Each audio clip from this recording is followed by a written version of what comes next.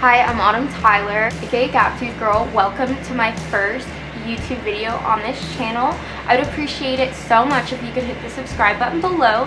Today I will be showing you a Courtney Love kinderwhore grunge inspired makeup look. The photo reference I did use, I tweaked a little bit. I put pink hued highlighter on my cheekbone. However, I do believe Courtney Love has pink hued highlighter on her nose and on her inner corner highlight. But if you want to keep it matte, it is totally okay. I think that is even more authentic grunge. Usually those looks are kept matte. So if you are interested, please keep on watching. Smoking on the floor.